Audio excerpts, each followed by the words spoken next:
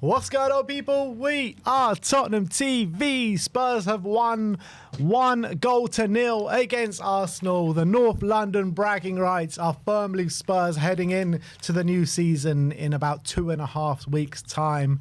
Just before we get into our instant match reaction, currently we are watching Spurs doing some sort of a trophy lift, the Football Festival, the Herbology trophy or something like that. Sonny gets to lift his second trophy in a couple of months. It doesn't look like too many players taking it too seriously, as you would expect. But look, we're beating Arsenal to win a trophy. It can't be too bad, is it? They say it's the first time it's the international derby that we've played Arsenal internationally and beat them. That's what they were saying. So let's see what they're doing. So Sonny is just turning round to the thing. They're getting champions being put in place in front of them. This is quite something. Ooh. That Audi Cup vibes, isn't it? All the players are stepping forward.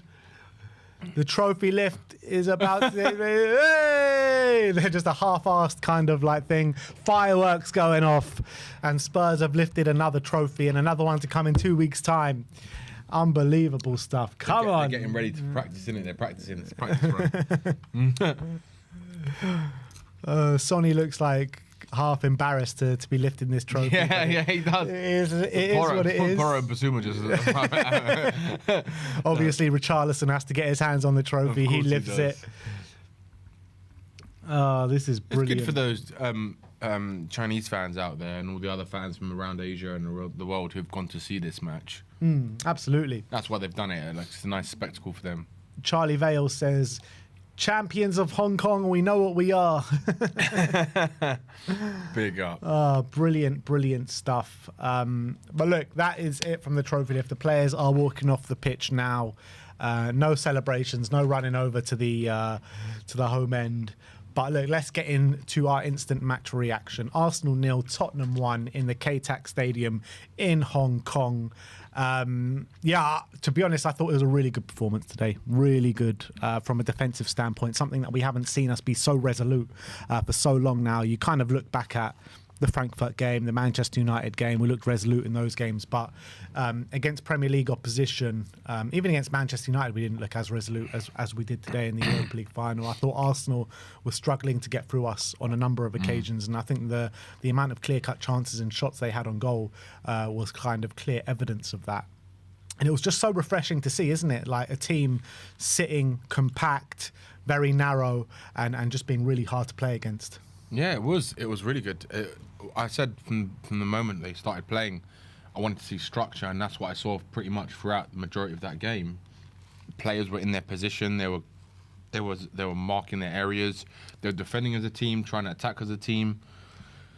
Yes, the attack still needs work on. I think we know we need more quality in the attack and more training on that. But he's only been here a couple of weeks, so to see that what we've seen already, like for me, the biggest thing was the set pieces. Like, I swear to God, today I didn't feel not once threatened by set pieces. You know, like as a Tottenham fan, especially under Ange the last 2 years, we feel so nervous when we get a set piece against us. Yeah. Today I felt like we were like a rock. We were like a wall. Like nothing would get through it. And yeah, and even offensively, we hit the post twice from corners. So that's what surprised me the most. And I think you're starting to see him implement his style and his philosophy onto the team. And it's not I know it's a friendly, right? But you can tell both teams really wanted it. Look how upset he was at the end of the game. Crying Arteta's the best thing to see. Stop crying, Arteta. So to see that man cry, and then you know it hurts him. Like it hurts him. So he was playing for pride, and so was Thomas Frank. And the boys in white won today, so I can't complain. And I think it was a well-deserved victory as well. Definitely. I think particularly in the first half, we were resolute defensively, and I think they were having problems containing us, particularly Mohamed Kudus and Wilson Odegaard out on the flanks. I mean, Kudus, he's just so strong. I thought Lewis Skelly was having such a difficult time against him. When he's got his back to Skelly and he's just looking to get the ball and twist and turn, quick 1-2s, direct play, aggressive play. I really like what I've seen from Mohamed Kudus so far. We haven't seen seen him being a goal threat too much as of yet, but his gameplay outside of it with his direct kind of running, it's really hard to get the ball off him, and his off the ball work as well. I think very tenacious. I love what I saw from him. And Wilson Odobert, you know, I think that many people kind of forgot about Odobert over the course of the summer, saying, "Oh, yeah, bring in a winger." Nobody's really counting Odobert. But I think in the 2 pre-season games that we've played so far, he's looked like a handful and really dangerous. He's looked good.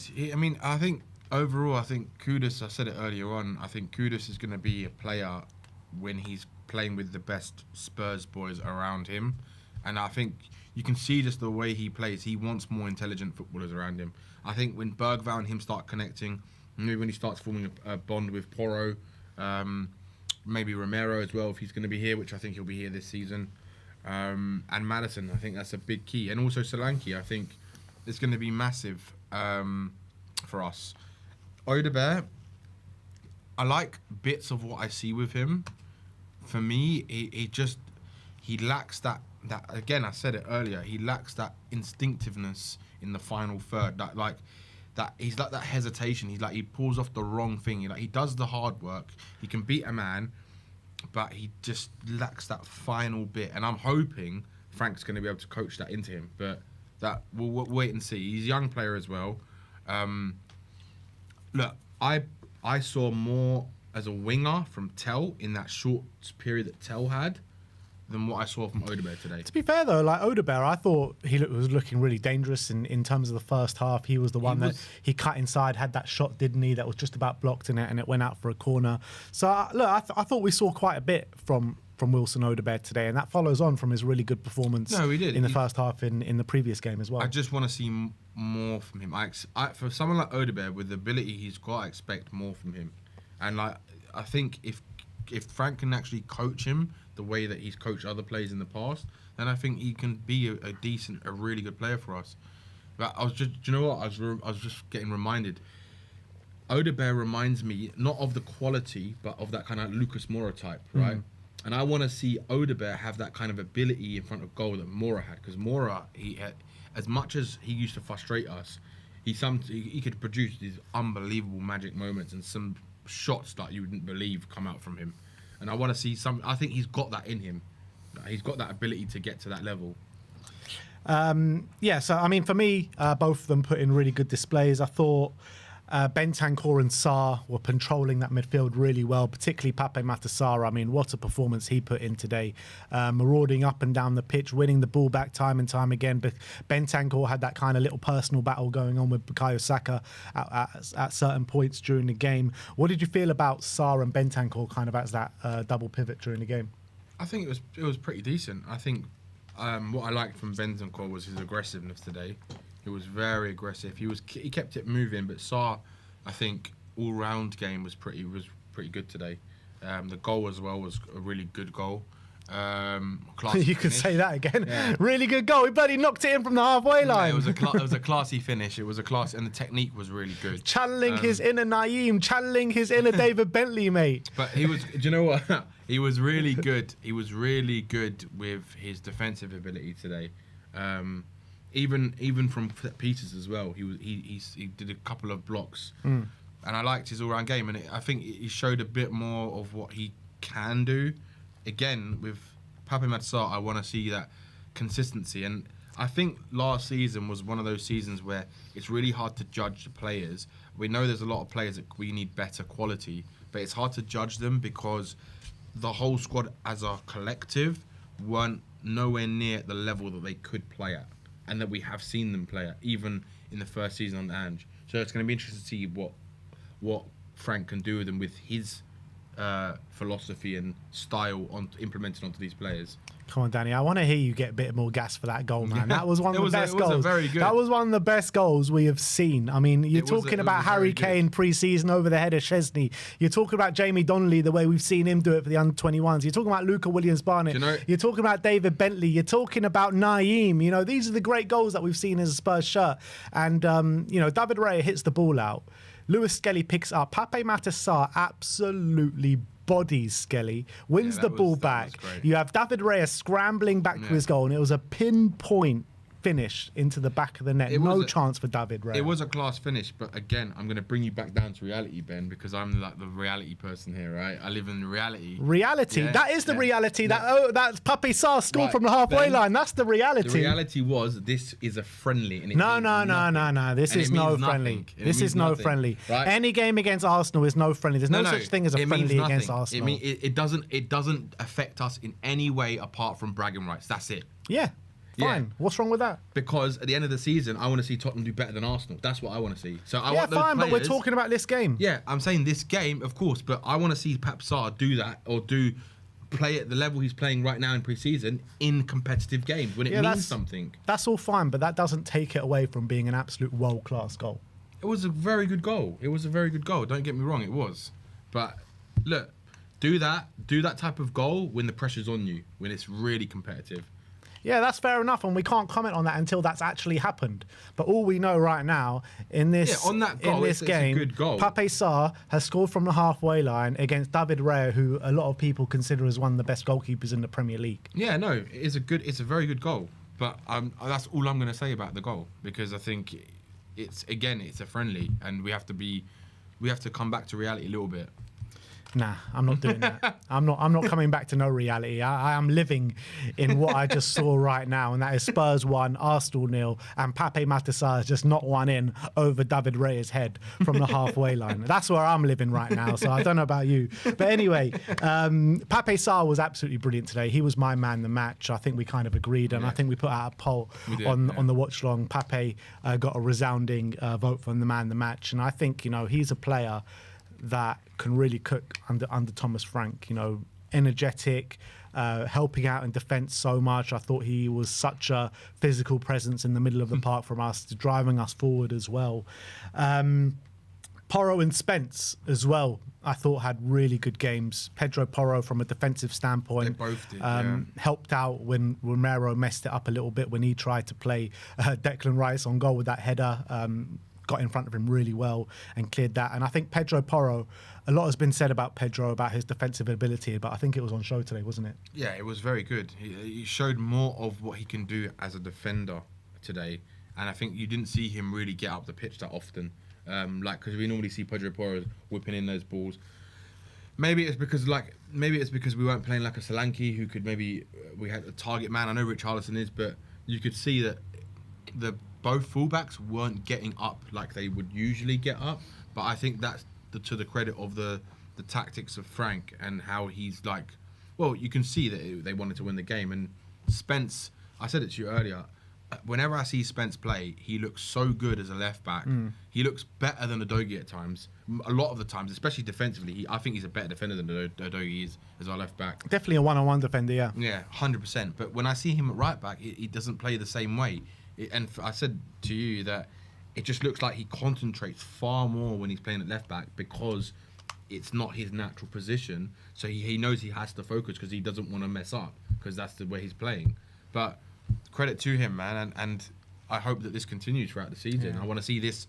I want to see this in the important games. I want to see all of this, what we've seen today, in the games in the Premier League when we play Arsenal. This is what I want to see. Yeah, absolutely. And I think for me, Pedro Porro has probably been our most consistent and best performer so far in pre-season. I think every single game, he's played 3 games now, and I think everyone has been standout. And I want to say something, right?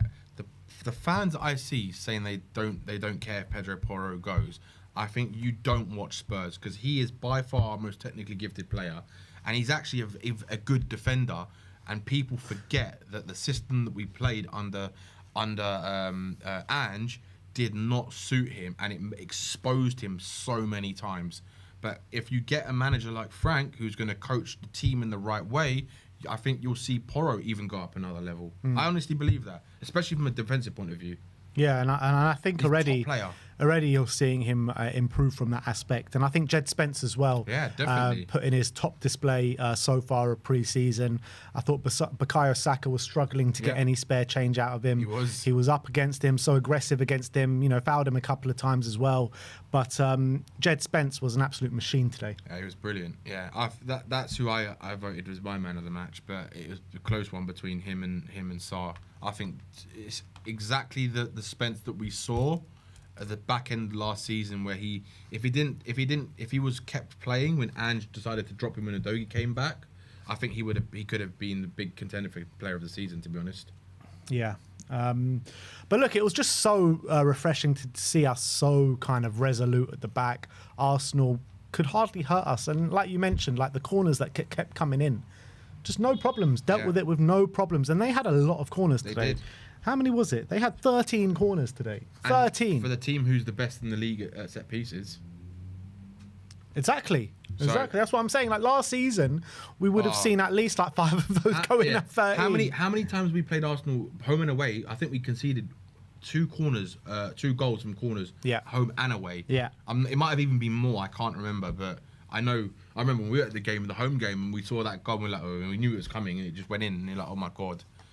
But yeah, no, I think it was really good. That's what impressed me the most. The set pieces.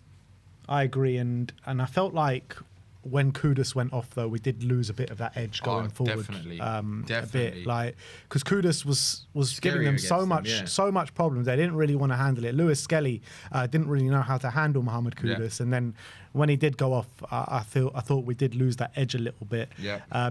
We hit the woodwork 3 times today, twice from the corner, once from the Odebear shot as well. So I think we were definitely more than well within our rights to win that game. Oh yeah, definitely. I think we deserve to win. I think, as an overall balance of play, I think you said it as well. It was like phases during that game. Like the first 10-15 minutes, Arsenal were more all over us, but we kept solid and we didn't concede a goal. And it wasn't like Arsenal were completely peppering us. That it was quite solid. But they had some chances. And then we had most possession pretty much the majority of the game. And then right at the end again, they had another little spell. But for the vast majority of the game, we were more in control of that game than they were. Yeah. I mean, you kind of expect that when all the subs start to come on, you kind of lose your rhythm a bit in the game. They brought on Jokeres, or Jokeres. Did they? I didn't see him on the pitch. Did they bring him on? No, maybe they didn't actually. It might have been someone else. They brought on Zimmermendy. They brought on a Trossard. They brought on some talented players. And they still couldn't get the goal. Yeah. And I think I'm excited to see what happens now. I just want to see some players come in. That's what I want to see now. So look, brilliant to get the 1-0 win against Arsenal today. My favourite moment of the game, think back to Arsenal Spurs last time we played in a pre-season game when Højbjerg went up and squared up to Mikel Arteta. There was one class moment in the game. Pedro Porro is lining up a throw on. Arteta's standing kind of next to him, trying to stop him, and the dirty tactics that Arsenal like to do. And Porro just goes, "Get out my way! What are you doing in my way?" And just pushes him back into the technical area. That was probably my second favourite moment of the game after the goal. Yeah, that was a good moment. Love to see that. Arteta just needs to get back in his box, man. He does, and the thing is, he does it. It always seems to be against Spurs, isn't it? He always likes to do it. But he did it to De Bruyne, he did it to Højbjerg, he did it to, again, Porro today. And every single time, all these players, they just push him out of the way because that's what he is. He's a pushover. He's a bottler. That's what he is. That's exactly what he is. Arteta is a bottler. He bottles everything. He bottles out of duels of people. He bottles Arsenal from winning the league. He's a bottler. And he's going to keep bottling all season. I can't wait to see it. It's going to be a joy to behold, my friends. Thomas Frank now 100% record in North London derbies, and it's already better than what Ange did. And I was saying as well during the game, like you saw Arsenal, particularly in the first half, they tried to play that ball over the top every time, ball over the top. If that was Ange as our manager and Ange with those setups, we probably would have been 3 or 4 down in the first half. But we dealt with it so well. If that was Ange, we easily would have been like 3 or 4 down. Yeah. No doubt about it. You can see the difference that Frank is already starting to make on this team and make his mark. Yeah. And I think that a lot of people are actually kind of like dreading this game because of the way that we played in the first couple of pre-seasons. There's been a lot of negativity around because of the Morgan Gibbs-White situation and everything like that. But I think after today, I think it's probably lighting the mood a bit in the Spurs fan base. You know, Well, a nice little win in a North London derby. What more could you ask for? Yeah, I mean, what more can we ask for? The only thing I'd say is it's never a boring day in the life of a Spurs fan. Exactly. Once you give up all hope as a Tottenham fan, it all comes straight back. So Arsenal, get back in your holes. Bragging rights is ours for the day. Yes, I know it's just a pre-season game, and really, in the grand scheme of things, it don't mean much. But the season, It's lovely. It's a lovely way. The season hasn't even started yet. Yeah, it's a lovely start to the weekend, right? To beat Arsenal and have the bragging rights for a little bit. Yeah. So look, I think we'll leave it there. That is our instant match reaction. Arsenal 0, Tottenham 1. And we'll move on to our guests. And you guys already know who is coming on No, first. he's someone we've never seen him before. He's quite new to the show. He's quite new to the channel. I don't really recognise him. I think his name was Mr. Bagel. I think it was Drain Bagel, wasn't it? Drain Bagel. Yeah, I think it was Drain Bagel. Oh yeah. He's a man that is fully. Well, some say he's the leader. Some say he's the head of the Frank cult. Yeah. Some say he was the first to be fully Frankish. And here he is, Mr. Chew, Mr. Brian Dagel. Let's bring him on. How you doing, my brother? And just great. I just can't hear him. Yeah, we can't hear him. I know why. Go on, start again, Brian. I still can't hear him. What is going on? Can you hear me? Yeah. Is Brian? Right. You having technical difficulties on your end, mate? Oh, mate, I know it's not my end, but let's. Can we start? Can we start again, Brian? I want to hear what you were saying when you first came in. So take him out. Take him out. Take him out. Take him out. Take him out. Take him out. Take him out. And I want to go to the leader of the Frank cult, the leader, the man that is fully Frankish. He goes by the name of Mr. Brian Dagel, everyone. Thomas Frank. Thomas Frank. Let's all do the raya. Let's all do the raya. Mate, I am probably going to be, I've been on here for about 5 years now. I am probably going to be the most smug and most shameless and most positive I have ever been on this show. And what a day to do it. What Amazing. a day to do it. Brian, it's been quite a day, hasn't it? Not only have we beaten Arsenal for the first time in God knows how long.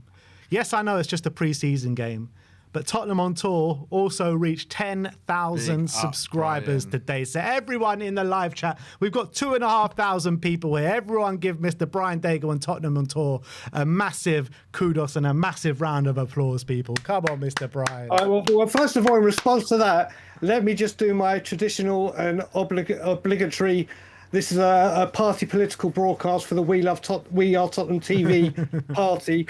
As I've said from the very, very beginning, people don't understand how special your channel is, how important you and Ben are to the community, how so many people, including that person next to you. He is Ben, right? I person, am he is Ben, right? You know. Yeah, but the person next to you, Ben, the person next to you, Ben, who is talking nonsense about Thomas Frank and this guy, wouldn't have met him if it weren't for you guys. There's so many people, and in the chat and everything, you are the heartbeat of everything. If it weren't for you guys, Tottenham on Tour and many other channels wouldn't even exist. But not just that, people need to understand, whether you criticise this channel or love this channel, the amount of work that they put in for everyone, whether it's other channels for support, guidance, advice, whether it be at the game for pictures and everything. When I started doing YouTube and coming on this channel, I was about to fall off the wagon again, and I've just celebrated 17 years. And if it wasn't for coming on with this channel, God knows what have happened. Both you and Sim and everyone in the back end, this is my channel. This is my one and only channel. As certain footballers would say, my love for you guys will always be there. And like I said, if it hadn't been for you guys, God knows where we would have been. So thank you to you guys. Thank you to everyone in the chat. It's a great day for Tottenham on Tour. Now we go for 20k. And we've got Frank. So it's going to be positive me when we talk football. Big up. Mate, the hierarchy can piss off right now. It's all about on the pitch positivity and hitting that milestone. And like I said, anyone who ever casts shade on this channel, you don't know what you're doing because of everything they do for year in, year out for content on this of our beloved football club. It's nothing without We Are Tottenham TV. So thank you again, boys. I appreciate your kind words, Brian, and all the love is straight back at you as well. Much love to you and all the help that you give the channel as well, and much love to everyone else in the live chat and the comments right now, because it's you guys that make this channel happen. But look, this ain't about this channel. This is about beating Arsenal in the North London derby today. So speak to me a bit about that, Brian. And I can see George in the background, but I'm not sure why it says George Autton under your face. Brian. I think George is trying to infiltrate the stream here or something. I don't know what the hell is going on. So we've gone from Brent Bagel to George Autton. Before I came on, Kali Diriaku started calling me loads of different names. So that's what probably threw whoever's in the back end. Is it your birthday again, Brian? No, it's not, brother. It's now, listen, what can you say? Listen, people will say it's just a friendly. Ben, we were saying yesterday, this is never a friendly. Yeah. This is never a friendly. I mean, tomorrow, player ratings and everything we got to do. What a joyous day tomorrow is going to be already. I cannot wait. We saw from Reading, Wickham, Luton, there were certain things missing. We didn't look creative. There's a lot of people throwing negativity at Frank. I was trying to find positives in the Wickham and Luton game rather than searching for negatives. There is not a single negative you can take from this game. Not a single one. I won't be having it. Whether people want to say, "Oh, you're going nuts about Frank," or no, as you said, Frank always wins North London derbies, mate. It's just who he is, mate. It's just who he is, mate. That's it, exactly. Before everyone goes nuts, football banter. Look, do you know what? The most important thing I took from that is how night and day we looked defensively. Yeah. How organised we were in a shape. Yeah. How every man got back and defended. The organisation, the positions that they were taking up, the work rate, and the togetherness was incredible. Incredible. And we heard all the Arsenal fans going, do you know what? They've been there longer. They're acclimatised to the weather. Look at the team they've got and the players they brought in. And I've been one of them about players brought in. But my God, that was an incredible performance for a North London derby that everyone, or a majority of people, thought we were going to lose and get absolutely smashed. That was incredible. And in the second half, seeing us a little bit under the cosh, just seeing how we defended was fantastic. Fantastic. Yeah, no, 100%. I completely agree with that. And, you just saw corner after corner come in and dealing with it with no problems, really. You saw all those balls coming over the top where you think, like, under Ange, like, it was just like one ball through the middle of the park and we would split like the Red Sea. There was none of that today. And I thought, look, there was a few mishaps in there from Cuti Romero at times, but I thought Van der Ven went through his business completely kind of with no issues. But for me, the fullbacks, talk to me about the fullbacks today. Well, first of all, like you were saying, Romero, Ben, the thing is, we've got to remember, players will make mistakes in the game. It's making sure that the team are there. Yeah. To make sure that mistake isn't costly. Yeah. And that's what happened. Pedro Porro, who I adore and I love it. I can't believe 2 years ago, Ben, when you said he was starting against United, I got on my knees and was like, oh, for God's sake, he can't defend. Mate, since the last couple of years, he's been brilliant. His passing, and mate, his deliveries from the corners. Do you know what? The delivery from corners looked fantastic as well. Spence, who came in obviously because of Destiny, was fantastic. But I think Porro was absolutely outstanding. Absolutely outstanding. They just didn't look a threat, did they? Saka was non-existent, but that was Spence. We just as a team, as a unit, that just looked incredible. I can't speak highly enough. Mate, every single player done their job. Some players need to do a bit better, but every player had a job to do and they did it. Yeah, completely agree. Talk to me about that goal then, Pape Sarr from the halfway line, channeling his inner David Bentley, channeling his inner Naeem. I mean, it don't get much better than that, does it? Channeling his inner Harry Kane. Yeah. It's what we do now, halfway line goals for against the filth. It was a fantastic finish. I mean, something you wouldn't have thought he had in him, because that's not an easy finish. But how well has he done under Frank? Yeah, three goals already, Brian. Yeah, he looked very accomplished. He looked very. I mean, we got very, very close with the. He was one for Maddison. I think one of the two we missed on the predicted lineup, and he's taken a claim for the place, isn't he? For the shirt. Yeah, You can't say he isn't. This is what, Joe, like we said, like a pre-season is for Thomas Frank or whoever the manager be, whatever, for any team, to get his views and his plan across of how he wants his team to play, and use these games as games to look at what he needs to fix or who he may need to bring in.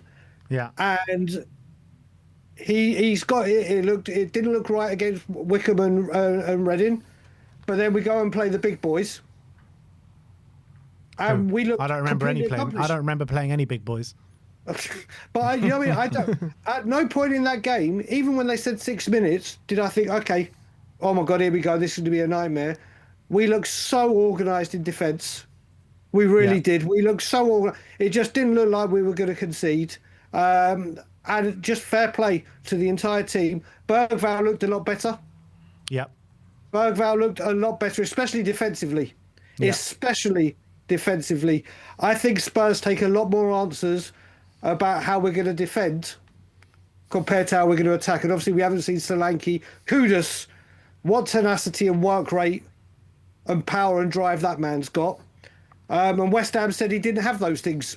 Said he's lazy, he's this. Yes, it's pre-season. But obviously we do need more players coming in. But well done, Frank. Well done, Cochrane. Well done, all of them, for getting the job done. Yeah. What do you think of Romero's nutmeg today? Oh, mate. Did you see it? Yeah. Mate, it was filthy in the penalty area. See you later, Havertz, mate. See you later, Havertz. You mean that player that's really, really disgusted and wants to leave the club? Yeah. That one. You mean that one who's the one that had the captain's armband on? Yeah. The mass exodus that's about to come. So what can I say? It was filthy. Like you said, Ben, he made a couple, but the team were there to support him as a team and a team performance. Especially going into a game like that where there are no friendlies, without Maddison starting, without Solanke starting, without Destiny starting, midfield still experimenting. Kudos, fantastic. Now this is the kind of thing that Frank can do, and hopefully he gets some real support of players coming in. And if we defend like that every game, or a majority of the games, we're going to be absolutely fine. Yeah. We're going to be more than fine. We're going to be more than fine if that's how we defend. Obviously, people will go, oh, yeah, Arsenal didn't have Gyökeres out, blah, blah, blah, blah, blah, to start with. But Arsenal had a pretty strong team out to begin with. Yeah, they did. And they just didn't trouble us. I just thought, we were more than good enough value for the win today. Any other talking points from you today? Anything? Who was your man in the match? Sarr's got it, but you know what? I think Pedro Porro was outstanding. Yeah. I really, really do. I think for me, Porro, obviously with his deliveries, his defending, which people say obviously he gets caught out on. Sarr will get the plaudits because of obviously the goal, and his work rate, and the goal probably pushed him over Porro. But I am say Pedro Porro. I really am. But the only other point I really wanted to say actually is how comfortable did we look at defending corners? Or just so comfortable. Just so comfortable. It's night and day. The setup from the corners just looked organised. Yeah. Each player knew what they were doing. Even when crosses were coming in that weren't corners, there weren't a cluster in the middle. Vicario could come out easily and claim the ball. It just made we look so much better defensively. And long may it continue. Let's just hope players come in now. But anyone that was doubting what Frank may be able to do, and his coaching staff, let's not forget Justin Cochrane and all of them, that's a little look into what he can do. Absolutely. So Brian, much has changed in the last 24 hours. You know, we've been absolutely, a lot of the fan base has been completely irate with the way Spurs have done their transfer business. Let's just hope that win. I know in the grand scheme of things, it don't mean much because it is just a pre-season friendly at the end of the day, but it's a win against Arsenal nonetheless. Let's hope we can get some business done in the next couple of weeks and chew fucking chew. Can I ask you a question, Brian? There's about the links that have come out more today, the strong links about Paulinho. Yeah. And also there's some other links that are just starting to come out about Kolo Muani as well. Yeah, I've got it all. So what do you think if like Tottenham were to bring in those? Do you think they'd be good to bring into the club? Paulinho's meant to be on a loan. I think it'll be a fantastic option. I agree. Honestly, fantastic option. If it's just a load up, from what they've been releasing, no option to buy or obligation, it gives Spurs that time to actually look for the right number 6 or whether it be a Wharton, whether it be a whoever it may be. I think he brings something into that team, especially when we're playing 4 competitions. Yeah. He will give another option of a midfielder that could do something. Muani, we'll see what happens. Yeah. Muani, we'll see what happens. Obviously, he did well at Juventus when he started. Can't quite remember how it ended, but I think he'd be a missing piece to our attack. I think if you put him. If you got Muani and Kudus as your attackers, and then whoever else you got on the left wing, that's a dangerous front line. That exactly. Get a left back in, and possibly, obviously, it looks like we're going to need a left winger.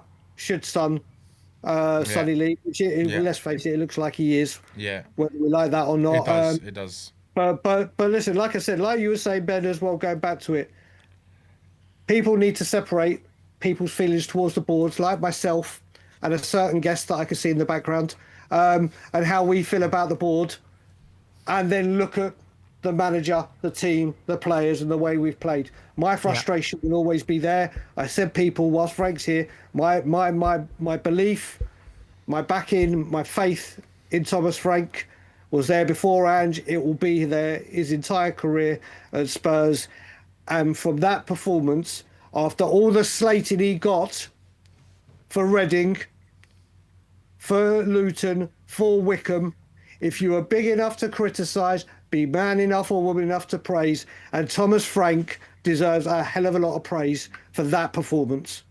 Big up, Brian. Thanks for coming on as always. Oh, where's Frank? Oh, see you later, Brian. Oh, where's Frank? Big up to Brian. And we did have a super chat as well from an account called Sub to Tottenham on Tour for Mr. Brian Dagel. And he says, she says, congrats on the 10K, Mr. Brian Dagel. Let's get him to 20K. Absolutely spot on. And Malware with the super chat says set piece prowess and defense already seem to be improving. Croatian still needs work, but maybe he's focusing on our weaknesses first. Big up Thomas Frank. Absolutely spot on. And Charlie Vale, I think we said that one already, but champions of Hong Kong, we know what we are. But who do we have next? We have got Mr. George Autton. Tried to infiltrate the stream before, but we weren't having any of it. George, how you doing, my friend? Big up, George. I'm good. Good to see you both. Good to see you. I just want to echo before I get into it, the congrats to Brian on the 10K. Big up to Brian. Big up, Brian. Big up to Brian. How does it feel, George? We've won a North London derby. Yes, it is just a pre-season game, but it's bragging rights nonetheless. It's nice to not have doom and gloom for once. But yeah, no, it's good. It was their cup final, and it's the closest they're going to get to it, I think, this season. So. Absolutely. Yeah, and they lost. Good. Yeah, exactly. That's why it's second again. Ole. Yeah, bottlers again. Ole. When we've managed these North London derbies, I know it's hard to take differences in the league and a pre-season game and all that, but what differences are you seeing so far under Frank as opposed to under Ange Postecoglou?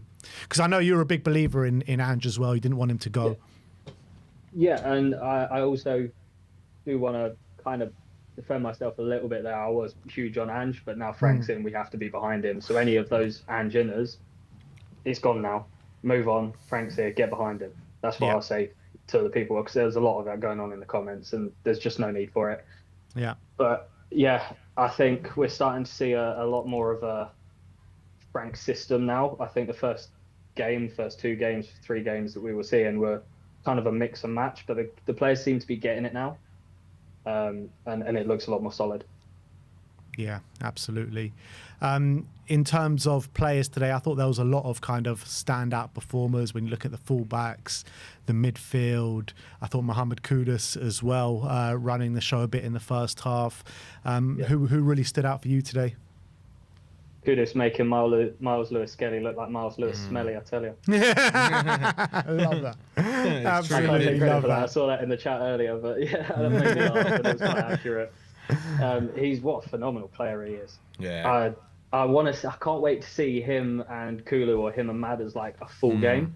I think it's going to be phenomenal. And Odebear Odebear in his very first game of the Premier League last season, I was really impressed with him, and then obviously had the injury, and I think that affected his confidence. Seems like we're getting that proper prime Odebear back again. So everything's looking up after this game. I don't want to get carried away or anything. And I'm not saying that we don't need signings, because we do need signings. But I think if you put Solanke in the middle there today, I think we're winning that 3-0 with those two corners that have hit the post. Yeah, possible. Even Vuskovic, even Vuskovic. Yeah, mate, man like Vuskovic. I was dying for Vuskovic to come on with the set pieces. The demon today. in the air, isn't he? Yeah, he really is. George, who do you think then is our best player right now then in the squad? It's a difficult one because we've got a lot of strength across the pitch in different areas. Everyone's amazing at certain things. For me today, I think Pape Matar Sarr and Spence were the most outstanding players on the pitch. Jed Spence, what a player we've got. He's proper coming to the party now, isn't he? Yeah. Do you think, because I was discussing with Ben earlier, do you think he seems to play better at left back than he does at right back? Or you think so too? Why do you think that is then? I think when he's playing right back, he lets players cut in a lot more. Yes, true. And when he's left back, he sort of shows them the line and takes them down the line. And that is very true. Up until the 15-year-old, I can't remember what his name is, but up until he came on, he looked absolutely phenomenal. And then some people are doubting him for like being passed by a 15-year-old who has only just come on when he's played a full game. Yeah. Like, you can't really draw comparisons to that. No. I think it's phenomenal today. Yeah, I thought it was as well. Yeah, Spence is looking really good. Yeah, and I mean, you mentioned a bit there, Pedro Porro. I mean, it doesn't matter which kind of role he plays, whether he plays that one that's sitting a bit more, that can loop those balls over the air, or where he plays the more advanced fullback. People have always questioned his defensive ability, but I mean, it was all on show for people for there today, for all to see, wasn't it? 100%. I was one of those questioning it as well, but he seems to have really worked on it. Maybe the past 6 months, I'd say he's slowly been getting better and better. Maybe even since January, been getting better at his defensive work. I think so. I think so. I think he's doing quite good. Yeah, when you're looking at kind of pre-season so far, you're looking at the emergence of, well, the re-emergence, I would say, of Pape Matar Sarr. I mean, bloody hell, 3 goals so far in this pre-season. Knocked one in from the halfway line today. Where the hell did that hit come from today? No idea. I didn't see it coming until it hit the back of the net. I think you guys were slightly ahead of my stream because I'd tried to link it up, so I was listening to you at the same time. And you all went, oh, I looked up and I was like, oh, wait, is that you? That was mental. Where it came from, no idea. I think, to be fair, not trying to put a downer on it, I think it probably was a foul. I think there was a little bit of a heel clip on there. Skelly. Sorry, okay. But even if that had been a foul, we should have won today with those corners. So you can always look back on it in hindsight with ifs, ands and buts. We won the game. That's all I care about. Exactly. I think overall we played better than them, I think. Oh, 100%. 100%. And the thing is, as much as it was a friendly, both teams wanted to win. You could clearly see both managers didn't want to lose that game. Yeah. So it's definitely good for the morale. It's good for the confidence, for the whole team. And I think I don't know, what stood out for you the most today from what you can see the way Frank is trying to implement his kind of philosophy, his type of tactics? What stood out for you the most? Patience, in a word. Yeah. Patience, not forcing counters, not absolutely trying to push it down the wing when we're going to lose possession by doing so. We can maintain possession, drop it back a little bit, hold some midfield possession, and then distribution. Again, I think with Solanke, we would have completely dominated that game today. Talking of which, I don't know if you guys have seen, Ali Gold said he'll be back this Sunday. I think it was an interview with Frank, back this Sunday, most likely, but if not, definitely back for Bayern. So it'll be good to see him in, and I hope to see him in with Odegaard on the left as well. Yeah, because I was starting to worry a little bit, George, because it just seemed like for a second we're going back to the bloody 15 injuries already, and the season hasn't even kicked off yet. So I think it's music to all our ears that Solanke's going to be back shortly. We just need to see when Udogie's going to be back now, isn't it? Yeah, definitely. Again, I hope that's not going to be too long. Someone was saying about 4 months, but he put up in his Snapchat fake news or something like that. So I don't think we've got to worry too much. I think until we do hear anything, no news is good news on the doggy front. But we've got Jed Spence at the minute. I honestly actually prefer Jed Spence at left back than Udogie. I think even going forward, I think with Udogie he can go to the byline and he can cut it back quite nicely because he's naturally left-footed. But with Spence, I know when he goes attacking, he's definitely likes to cut it back a lot more and come inside. But defensively, I think he's a better player. I think Spence is a much better player.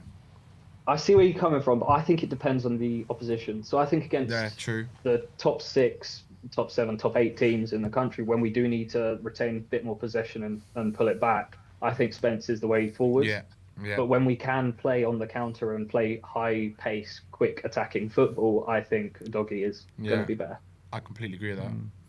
But George, as pre-seasons go, it can't get much better than that, beating those lot from down the road. I say down the road, they're really from South London. So those lot from South London. Wanderers. Always a pleasure to speak to you, my friend. And I'm sure we'll catch up soon, bro. For sure. As always. Big up, George. Come on, Spurs. Love it. Love it. That's brilliant. Big up to George. We're going to keep on moving, though. Next up is Mark. How you doing, Mark? What's good, Mark? Pretty good. Feeling good right now. I'm from America, so it's just, waking up early to watch the game, What time did you have to wake up today? Ready. I had to wake up at 6:50, around there, and then just to catch up to get the to be on time for the game. We did really good. Giving it our proper first test against real competition. We did really good. It's like the best way for you to start your day then, Mark, isn't it? Oh yeah 100%. Yeah, it's like can't have a bad day if it starts like that.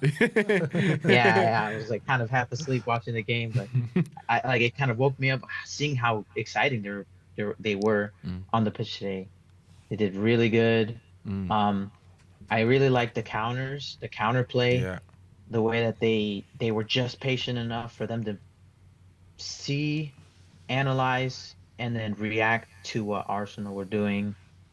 They were doing really well especially with the counters. I think one thing that it's just going to be a thing that we're going to be working on for a while, I guess, is just the finishing. Yeah. Getting in the right positions in the final third, getting shots off on target, and not just having it over the bar or on the sides. I think that's just going to be one of those things we're just going to have to tune up, basically, just to the way Frank plays, the way Frank wants us to play. Do you think that will happen, that we'll get better at finishing when you have a better quality of players up front? So when you're actually playing the strongest team possible? I think so. And then, but I also think it takes a little bit of practice because now it's a new system. It's everything. It's a clean slate. So, sure, 100% quality is gonna be a very big thing that we're gonna need, especially for the attacking line. But 100%, I think they need practice because I can see already Kudus was worth every penny. Yeah, I can already tell Kudus was worth every penny. Yeah, a player that's maybe getting the plaudits now, but last season a lot of people were saying, oh, maybe he needs to go or whatever, was a player, Pape Matar Sarr. Obviously scored from the halfway line today, 2 goals against Wickham. 2 goals against Wickham again, a few days ago. Do you feel like he kind of can really go to that next level under Thomas Frank? I think so. I mean, we were already seeing it when he was with Ange. I think he just didn't get the proper, I guess, the proper chance, but also I think he just found himself again and regained his confidence now. And I think he's back. And I really, really like his quality of shot. He's a sniper. He's good. I think I think he just needs to set himself up and get set up more for these type of shots. But I think he would be really good if we can use him as a sniper type of player and have pretty much a team that can shoot from anywhere. Do you know So it's a good point because I think statistically Thomas Frank's teams don't. They're one of the least. They score the least amount of goals from outside the box. But what I've noticed with Sarr is that he does have a good shot on him at times. And the one I remember the most was obviously today's one. But even at Chelsea, like when we were there and against Sanchez in goal, and he hit that ball from like 25 yards. Yeah. And he can cause people problems from distance. And I think he's got it in him. And I think that's something that maybe they should try train into him to utilize that, let's call it sniper way of shooting. Because I actually agree with you when you said that. It kind of the way he shoots is kind of like that. It's very direct when he shoots. yeah, it kind of reminds me of Mexican player Marcos Fabian. He played for Frankfurt for a while, and he was that type of player. Even when he was young, I think if they could turn him into that type of player, but in the midfield, oh my God, if we can just get him to hit screamers all day, like great for the fans, great for the team, and just be an absolute win. If we could just train him to do that, that would be great. Where are you at with it all right now? Because a lot of people say you can't really tell too much because it's just pre-season. You'll see what this team's really about when the season starts and you get into the Premier League. Do you think maybe we're reading too much into it because it is just a pre-season game, or are we well within our rights to get excited beating Arsenal in a pre-season game and very much looking forward to the season? Well, the reason why I kind of am more optimistic now is because we beat Arsenal, and because we take them seriously, and they take us seriously. So this is the real proper test that we could say that. Yeah, like it's and like we treat it like an actual game. We're not lax with this. We really push on to say. But obviously we still have more games to come. I think with this win, we should be able to take this with momentum to take on Newcastle, to take on Bayern, and then eventually the ultimate final boss for this preseason is PSG. Yeah, that is our final boss now. That we need to take them down. And if we could win Super Cup, I think that would do a lot of good for us, and I think that would have us start on the right foot for the season for sure. Absolutely. Are we going to do it? Can we go to Udine? Can we go to that Super Cup and beat PSG? I mean, if we defend like that, why not, eh? Yeah, 100%. And this is the prime opportunity to do it. I think right now with PSG, they're still recovering from being in the heat here. Like America's no joke. The heat here is no freaking joke. So they're gonna be exhausted. So this is our time that we cannot lose the momentum that we have. We have to keep going, otherwise we're gonna be in for a world of hurt. Yeah, absolutely. Mark, absolute pleasure to have you on the channel today. Thanks for calling in, and hopefully we'll catch you in the next couple of pre-seasons, or if not during the season, my friend. All right, come on, you Spurs. Come on, Spurs. Come on. Enjoy the day, mate. Big up to Mark. And talking of final bosses, let's go on to the next one. It goes by the name of Stellios from Tottenham away. Stellios now. Stellios. He's Tel's biggest fan. Oh, is it? Big up, Stell. How you doing, mate? Yeah, with an introduction like that, I'm buzzing. Thank you. Appreciate it. One of the Spurs 5, mate. The Spurs 5. How's that all going? Good stuff. Yeah, I believe I'm number one of the five. Is that right? Yeah. Talk to me about today. Talk to me about today, Stel. I mean, are we reading too much into this? It is a pre-season game at the end of the day, but it is against Arsenal, and it was two teams really trying to win. So how do you assess it? I don't think you can assess it, personally speaking. I don't think you can be negative about it because it's a pre-season win, and we looked more organised than we normally did under Ange Postecoglou. But I don't think you can get all excited and giddy over it either, because we've been here before where look at Ange ball, pre-season when he first came, the passing, free-flowing football, and when Conte came, we were challenging for top four, and this manager and that manager. I just, for me, lads, this whole season that's coming up, I'm not going to be super positive. Look at this, look at that. Wow, but I'm not going to be, oh, this is rubbish, this is crap. What are we doing? I need the season to play out so I can see how we go, and I think that's the right way to do it because there's so many unknowns. It's impossible to predict. Like we don't know how we're gonna play week in week out yet. We don't know how Frank's going to manage the squad in terms of rotation, injuries we pick up, and players that just don't perform. We don't know how he's going to manage the unknown of playing midweek in Europe and Premier League on the weekend because he's never had to do that. Frank has never had to coach or manage that's that. true.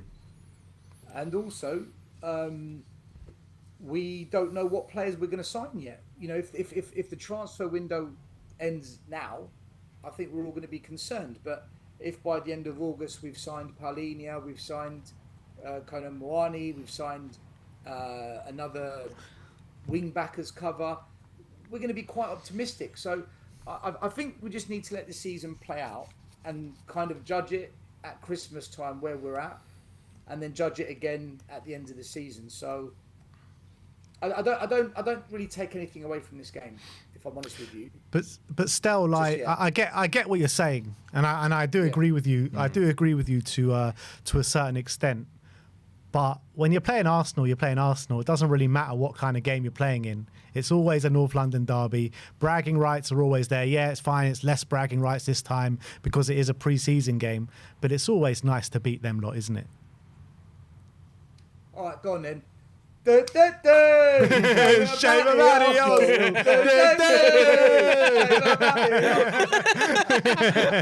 You know what I mean? There's the passion I want to see. Come on. Go on then. It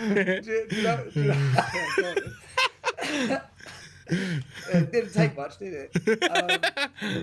Do you know what? Hats off to Lee Gunner. Straight after the game, he put a tweet out saying, "What phase is Thomas Frank in?" Oh, that's brilliant. I was like, oh my god, already he started. So, oh my god. Yeah, look, you're right. Whether it's under 18s, under 21s, pre-season, league, whatever, beating Arsenal is always great. I'm glad we beat them. I tell you what, actually, there were one or two things I saw that I'm interested to see what happens as the season goes on. Saka's a top player, right? Everyone knows Bukayo Saka's a top player. I thought Spence handled him so well today. Yeah. I thought Jed Spence really, really handled one of the best players in the Premier League. He dealt with him. Yeah. I also thought that Kudus, he looks like he's going to do something for us. Yeah. Again, early doors, but it's not just that he's got skill and he can beat players, but he's got power with it. And that strength in the dribble is such a great quality to have in the Premier League because it's a physical league. I just want to see some more movement from players off the ball. Yeah. So that when Kudus gets past the man, there's options for him to release or then, for us to then create a dangerous opportunity, which was lacking today. That's what I said, still. Like, when you've got like your players like Maddison in there, you've got Kulu maybe in there, you've got like maybe even Solanke in there. I think you're gonna see the best version of Kudus, because I think it's like anything, right? When you play with better players, you perform better because you've got, like you said, the runs are gonna be better, the passes are gonna be better, and I think we'll see a different Kudus. He does look like a top talent. I said to Ben earlier, for me, he's the best player in our squad, I think. On ability-wise, I'd say Romero. I think Romero is our best player. He gets a lot of flack. Yeah. That nutmeg he did in the box today was disgusting. That was disgusting. That was disgusting. What are you thinking? But you can pull it off. Do you know what it is? Why I think Romero is the best player? It's because when it matters, when it really matters, he does turn up, guys. He turned up in the World Cup, twice in Copa America. He got man of the match in the Europa Cup final. And do you remember that game we were playing when I think we were 3-0 down against Arsenal at home? He was the one player that tried to get us back into that game. So I just feel that Romero has got something about him where he's got the talent. He's a big game player. He is a big game player, man. He's a big game player, and I think if we had someone like that in the midfield and across the front three, I think we've got a fantastic team. Yeah. Potentially that we could really build from. But yeah, look, I get it. Kudus, he is for me our best wide player at the club now. As a wide player that can take on players and get the ball in the box, he is probably our best player. And hopefully it gives players like Ben Johnson, Matthias Tell, Odebert a kick up the backside. Yeah, I agree. And it improves them as well. How impressed were you, Stel, today with how resolute Spurs were defending? 13 corners Arsenal had today. I mean, usually like a corner is a bloody penalty for Arsenal when they played us in the last couple of years. And I thought 13 times out of 13, we dealt with it with no issue, really. I find myself in a strange place with this one, Ben, right? And I'll tell you why. Because when Mourinho and Conte did this, our fan base were moaning, complaining, this football's turgid, it's boring, it's dinosaur. Frank does it. Oh, isn't it impressive? We're so organised. Isn't it great? And I'm thinking, hold on a minute. Hold on a second. Hold on. This is what Mourinho and Conte did. And fans despised it. So I'm interested to see if this is how the season pans out. Are fans going to tolerate it? Because I can. I was all for it when Conte and Mourinho did it, because I could see that was their way of getting us over the line. If Frank goes down that path and we're getting the wins, you won't hear a peep out of me. But will the fan base accept it? Because they didn't before, when we had Conte and Mourinho, who are proven cup winners. So, Ben, I'm in a strange, weird place with this one, man. I really am. I don't know where to go. Do you know, I think the only difference I see in the contrast between, obviously, apart from winning the trophies with Frank and Mourinho and Mourinho and Conte, is that those two managers, Conte and Mourinho, they need players they need like top players for them to perform at their best, because we all know that Conte and Jose have got amazing stats when it comes to goals scored, goals conceded. They've got very some of the top stats you've seen in records in the leagues that they've won stuff in, but they're not managers to really come in and bring like these youth through or try and get the best out of what you have. And I think that's the difference with Frank, is that he might be able to get the best out of what we have, but whether or not that's going to be good enough is the question, I think. Because, again, it's like, we know we need better quality players, but can he raise the level of the current group that we have so that we can actually improve and go to the next level? I totally agree. If you look at pre-season so far, we're not exactly creating loads of chances and scoring loads of goals. We're not. Yeah, they're not. And this is why I also kind of mentioned, are fans going to tolerate this over a longer period of time? I don't know. I think you'll see it improve, though, Stel. I do think you'll see it improve, because Brentford was scored one of the most goals in the Premier League last season. Yeah. Do you know what, Ben? I don't know if Frank can develop all the attacking players at Spurs, because some of them I've got big doubts over. I believe he'll get a tune out of Odegaard. I think Odegaard will improve under Frank. Yeah, I think so. I think Kudus is pretty much there already. I think Maddison, he'll get the best out of Maddison. But players like Solanke, I'm not sure. Mateus Tell, I completely don't know. I personally wouldn't have spent 35 million and signed him. That's just my personal opinion. Other fans can disagree. That's cool. Richarlison's got to go, though. He's got to go. Yeah, I agree. I agree with that. That miss from 1 yard out. And also in the 59th minute, we had a counter-attack. Yeah. He's driving down the middle. You've got a player to the left, player to the right. Right. Okay, Richie, release the ball. Yeah. Make a run in the box to see if they return it to you or get a shot away. He goes straight into the player, ball, and the attack breaks down. So he's at an age where you can't coach that. He's not going to change his still ways. that chance from 2 yards out that you're talking about, that was absolutely disgraceful challenge from the ball. How can the ball attack Richarlison like that? I thought it was absolutely disgusting. I know, not even a yellow card, man. I mean, change the ball. Send the ball off. Still, I want to ask you, right? Was there anything in that game you saw today that shows anything different than what we saw tactically under Ange, well, comparing today? Because it kind of goes into a little bit of your point you were saying, which I do agree with, about are fans going to tolerate this, right? Do you think there's more lenience because of how bad the football has been in the league with Ange for the last 1.5 years? I've always believed the results determine reaction. So if Spurs go on a 5-6 game losing streak, you're going to hear the boos.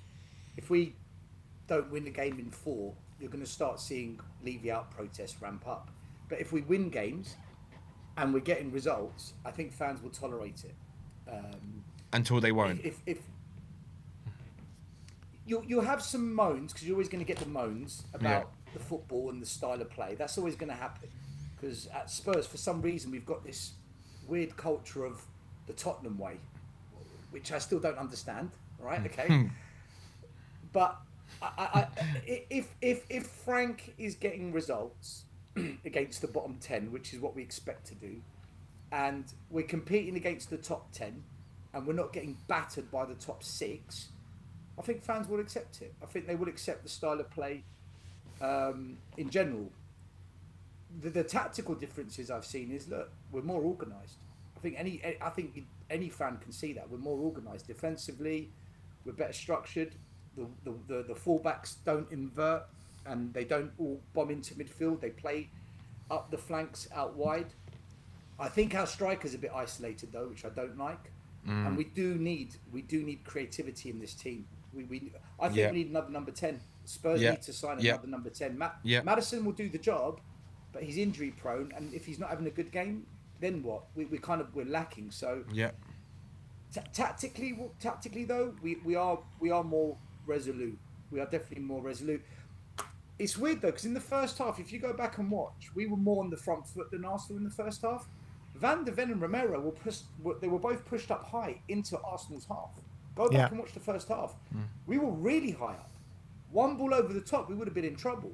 But Arsenal couldn't find that ball. Second half, Arsenal raised their intensity and it pushed us back a bit. And we became more defensive naturally. But we looked organised defensively. It wasn't play out from the back, play out from the back. You've always got to play out from the back. No, clear it. Just if there's time to clear it, guys. And with Ange, there was always this habit of we've got to play it out from the back. We've got to find that pass, and we got caught too often. So I think defensively we're more structured, but let's see how it goes. I think we will be more defensively structured this season. Frank's it's almost Frank's trademark, isn't it, to be a bit more defensively robust. Yeah, absolutely. But Stel, always a pleasure to have you on the channel, mate. Hope to see you very, very soon. And big up to yourself, mate. Big ups, yes. Let's go to Manny. Manny. How you doing, bro? Hello. I'm good. How are you guys? Hi, Ben. Hi, Danny. Good. Nice to see you, All Manny. smiles all round, Manny. We've just beaten happy Arsenal. man. He's a happy 1 man. goal I to know. nil. First time in a long time. It's been a long time coming. I'm literally in the office with about 6, 7 Arsenal fans who predicted 4-1 to Arsenal. I want you to take your camera around to each and every one of them and mud them one by one. I know, literally, that's what I should be doing. But no, good game. I think it's quite clear, just like Stell was saying. It's quite clear that we looked very, very, very organized. Yeah. That you can't deny that. And one thing I noticed is on set pieces, we've become like a changed team. When set pieces were against us, I literally felt no fear whatsoever. Yeah. Which is the exact opposite of every single time I had that. We had that last season. Yeah. But also going forward, we looked very, very dangerous. Like we hit the post twice, I think, from set pieces. So that is a big plus. I have to say that is a big plus in such a short time as well. From Thomas Frank, you have to big him up from that perspective. But I do agree with both you guys, and I think Stella also mentioned it as well. We need to figure out something about these attacking patterns though, because. And I know it's early days. Obviously, he's gonna keep working with them. But if you guys notice, so we won against Reading 2-0, 2 set pieces. Yeah. We then we drew to Wickham, and then drew 0-0 to Luton, and then in the open training game within ourselves, it was 0-0 as well. So. I'm not getting worried too much yet, but I'm sure he would know he has to fix that. To be completely honest. Yeah, I agree with that. Yeah, absolutely. And we've got a player like Kudus now, and we need to utilize him to the best way possible. And I think that you've seen some really good play from Kudus from an on-the-ball perspective, off-the-ball perspective. And I think, he really is. And I think Danny's been banging on about it all day, but I think you need better runners around him and you need more movement around him to really see him. I think we've seen brilliant stuff from him, but we can take him up to an even better level, in my opinion. Yeah, 100%. I think, I honestly, I don't know about you, Manny, but I said to Ben before, not today, that I honestly see him being one of the best wingers around. If you can get better players around him and Frank can coach him, I think he can go from a completely different level to where he is right now. I think he's 100%. I think he's going to be a top winger. And let me say one thing, right? Actually, before I go back to your point, big up to Ben for not butchering Kudus' name, because every single person keeps calling him Kudos, and I keep saying to people, he's my Ghanaian guy. He is called Kudus, guys, please. But no, 100%, Danny. Like he I've always said, right? So I've followed him for a very long time. Even when he started, he came out of he was one of the youngsters in the Ghana team. It was him and Suleimana, and everyone kept saying that Suleimana was going to be the better player, but you can see that Kudus's intelligence and grit is what's got him to where he is. But he's class. He is class. He's a step above everyone else. He is, Manny. And I watched him. I watched him develop when he came to Ajax, right? And in his last season, he became their star player. I think Anthony left that summer, and then that last year he was at Ajax, he became the star player. He scored 23 goals, I think, for them in the season. But when he first came to Ajax, he was playing like left wing most of the time, and he kind of was a bit floating around. But he was so raw, but you could see that he had intelligence, power, and ability. But he just needed the coaching, and obviously he's just gotten level and level and level. He's gone like that, and I think he can go completely to one of the top wingers on the planet. 100%. I think. And what I'm hoping for, right, guys, is that when I look at how. And people do forget this, right? But when I remember in Buemo, about 3 seasons ago, the guy could not hit a bandol. Yeah. Like I Yeah. kid you not, the guy could not do anything, and all of a sudden with coaching, he's scoring 20 goals and he's moving to Manchester United. Yep. So I've got really high hopes with Cochrane that he's Yep. going to really, really work on him and work on his finishing, because the natural ability is there. Yeah. The natural ability is there. Like Martin Lewis Kelly, no matter what anyone says, he is a solid player, but he could not Yeah. handle him. He No. could not handle him. And as soon as Kudus went off, that was it. That was the end of our threat from the right hand side. Yeah. But one point I want to also point out as well that I'm very, very looking forward to watching is Odobert on that left hand side. Yeah, Because at the everyone's saying moment, it. Yeah. at the moment, if you have the threat from Kudus and you have Odobert playing consistently the way he played that way, Yeah. and I mean the only thing that I keep saying is he feels a little bit he's a little bit weak. Yeah. But if he was to be able to deal with that part of it, he looks very promising. He looks much more promising than Tell. Oh yeah. From that perspective.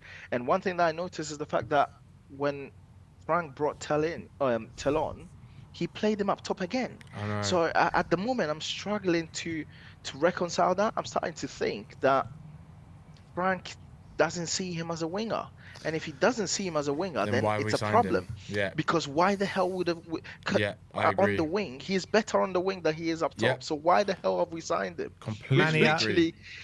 Manny, I'll tell you this, right, in terms of Matisse Tell. I think the reason why he started up front so far is because in the first game when he started up front, I think we had a lack of a number 9 and we had, other left wingers to step in. And I just think it's just worked out like that. Like Jamie Donnelly being pushed out to left back. I don't think he sees him as left back, but I just think in that moment in time, I just think we're struggling for numbers in certain positions. And Richarlison was out for the first pre-season. I don't think Tell even played that game. But in the game that he did play up front, I don't think we had a recognised number 9 apart from like Will Lancashire and maybe Richarlison.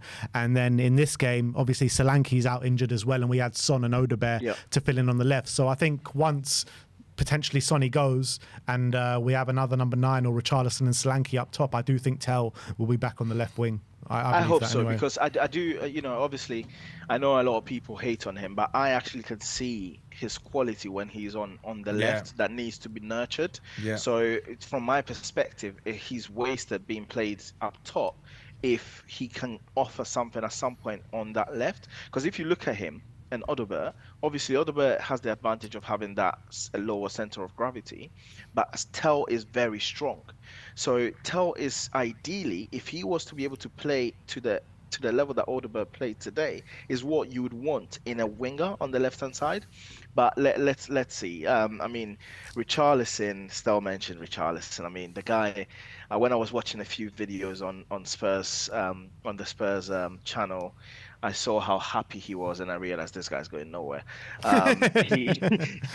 He's absolutely content. He's loving life. Europa League champion, got the Champions League next season, and the World Cup. The guy's going nowhere. So, I personally think up top that's what it is. I know people have mentioned already as well. I know for a fact that Sonny is literally as good as gone. I think what will be very interesting is if this board actually replaces him, or whether they see Tell and Odobert as good enough to because mate. I really hope they prove me wrong and they actually replace him, man, because I can't deal with this anymore. I want to ask you a question, Manny, because I completely agree with you. But if we're going to look at just maybe not even reality, because we know what Tottenham are like in the transfer window, right? Yeah. If we could only bring in, say Son goes, right? Richarlison stays, right? Would you prefer Spurs go and sign a much more high quality left winger or a much more high quality striker? Left winger. Left winger. And I'll tell you why. Let me ask you then. Even if Richarlison then goes, would you then prefer one or the other? Striker, or if Richarlison and Son both go, who would you prefer, left winger or striker? Left winger again. And I'll tell you why. You why. So as I was saying to you, I followed Kudus quite a lot, right? And Kudus literally, for Ghana, he only plays as a 10. Yeah. Like every single game he plays, he's a 10, right? He's really, really good in that position as well. Yeah. He can also play up top. So push come to shove. Like my issue is that we need to look at, and I know, Chelsea beat them in the Club World Cup final, but we need to look at PSG and look at them as a blueprint from a perspective of the problem you have when you're playing PSG is that because the wingers are so good and literally could take 2-3 men out of the Yeah. game, like from anywhere, you can't mark anybody. You can't double up on anybody because Kvaratskhelia will take you out. Yeah. On the other side, Desiree Doué, Barcola will take you out. So that Yeah. causes huge issues. So if we have two quality wingers, the striking position will sort itself out. You know what I'm trying to say? That's literally the reason why it makes more of a difference than having. It makes a massive difference to have two wingers of the quality of Kudus than having an exceptional striker and then a poor winger on the other side, because what we're going to have is the same situation that we had last season, whereby we play teams know, right, you know what, back post Brennan is not going to do anything, so leave him, let him be, and tackle Son. And as soon as you stop Son, you stop the ball that goes all the way to Brennan Johnson. And that's the issue that we had. So from my perspective, and I know I've been called delusional from on other shows. Shout out Luke. I want Leao. I want someone of that caliber. Bring that person in, and let us actually. Because I keep saying, and I know people, Ange Alters, are backtracking a lot lately because they're quite scared at the moment, right? But I keep saying if there was one thing I did agree with them with, is that the current team can go a few levels above where where anyone would have thought we would have been last season.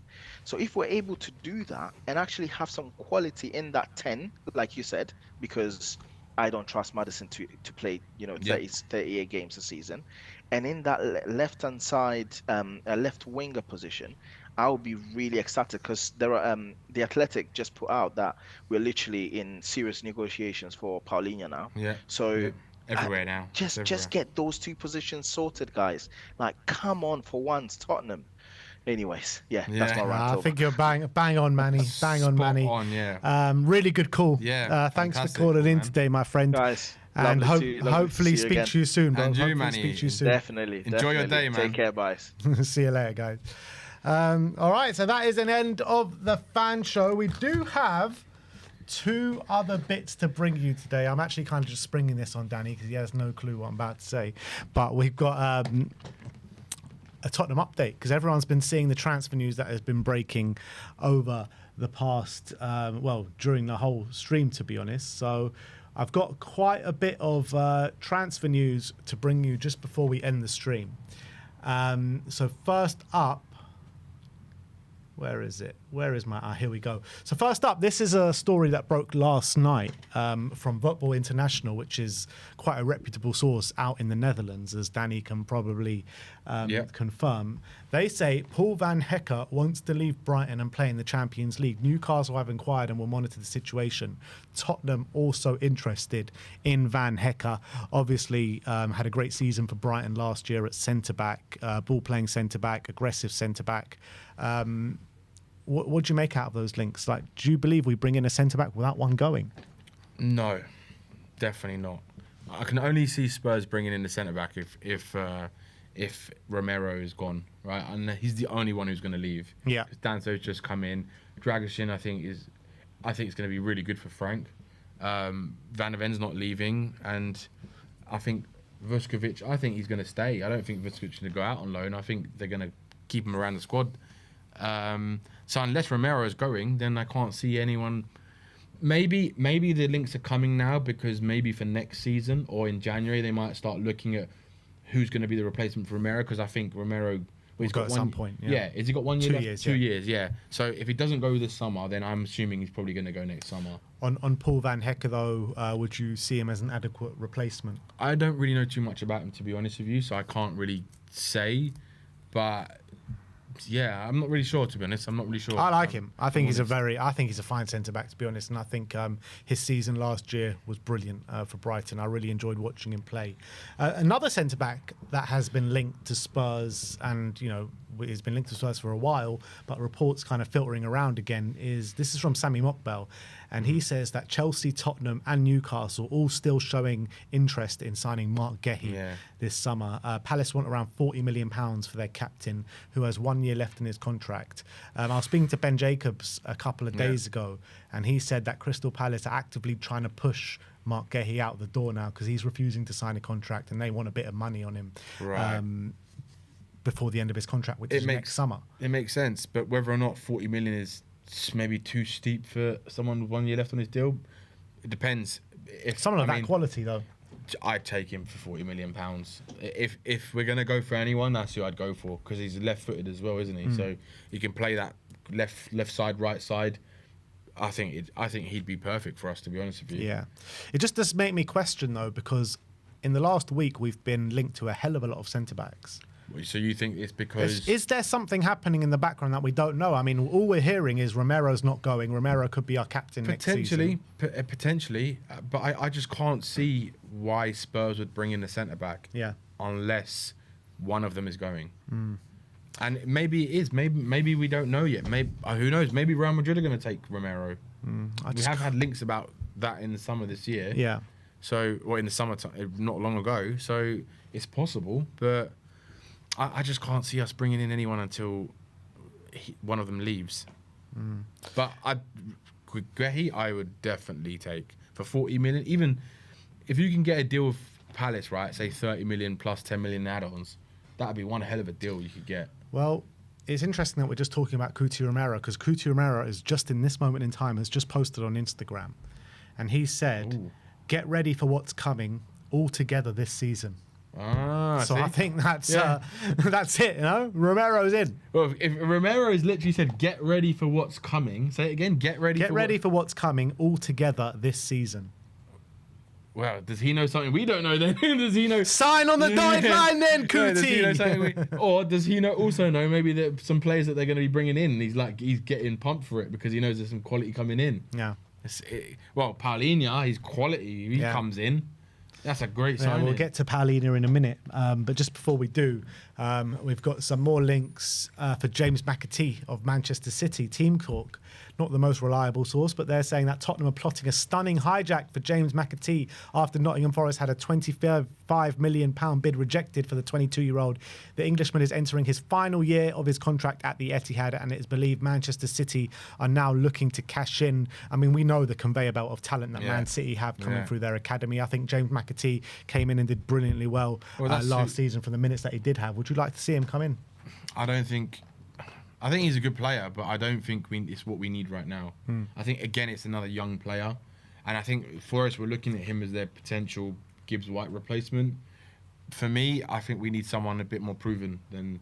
The thing is, right, then we would have said the same about Cole Palmer. And Cole Palmer went into Chelsea straight away and announced himself as one of the best players in the Premier League. True. It's hard to say. I mean... All right, let me ask you this question. Could you see McAtee starting at Spurs? I mean, he would start the season as backup to James Maddison, for sure. But who knows? Who knows what can happen? Maybe, he could seriously impress. Maybe. I mean, look, to be honest with you, if it's 25 million and it's another number 10, I'd probably take a punt on it, 30 million pound, just because I don't see us signing a player of Maddison's level or higher that's going to cost more than like 50, 60 million pounds. I don't think Spurs, I think they've got too many other problems to deal with in the squad. Because I know, like Manny was saying before, you have got, if needed, Kudus could play as a number 10. When Kulu is back, he can play as a number 10. Maddison can play as a 10, and we know that he's obviously injury prone as well. Yeah. So you've got kind of options. So I'd rather Spurs spend the money on areas in the squad we really need to fix, like your left back, like your left winger, like your striker, and another centre midfielder, and two midfielders I think we need, and a left back. So, but if they're gonna do that and they're gonna sign him, I'd say yes. Next up, we're going to be talking about a player called Matthias Süle. Tutto Sport says that Tottenham and Aston Villa are leading the race to sign Matthias Süle from AS Roma this summer. It's been reported that Tottenham are ready to offer €32 million to land the Argentine star. Not made a cap for Argentina yet. I think he's just had one season at Roma, got about 5 goals and a couple of assists Where does he last play? season. I don't know He can anything play in about the him. 10, he can play on the wing as well. A tricky player. I think that a couple of years ago, people were talking about him as because he had a really good season for a team that got relegated or were close to for Rizzoni, I think is how you pronounce it. He scored like 11 goals for them in Serie A, and then he got a move to Roma off the back of it. Hasn't done as well, Right. but yeah, he's still a young player. Yeah, I mean, obviously the links coming out for a number 10 sort of type players, it obviously means they're probably looking at that kind of Yeah. position. And I think probably Frank's made that clear as well. It's clear. But yeah, look, I mean, if we're going to talk about those kind of positions, I'd rather go with an El Khanousi or than because Someone that's played in the someone Premier that's played in the Premier League who you've actually seen he's got ability. Yeah. He might not be at the level we want, but at least for now he will be having some kind of impact. Oh, I get that. Yeah, I get that. Matt Law is also saying that Thomas Frank is still very keen on trying to sign Johan Wissa at Spurs. I mean, we don't sign Wissa unless Richarlison is out the door, of course. Do I mean, swap- would you prefer Wissa or Richarlison? Whistle all day long.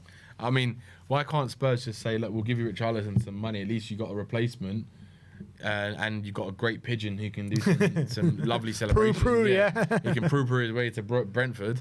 Look, Richarlison clearly wants to stay. Who doesn't want to leave Spurs unless you're like a top player and you want to go and win the Champions League year in, year out? So he knows. I think there's probably an element of Richarlison where he knows he's probably not going to go to a better club.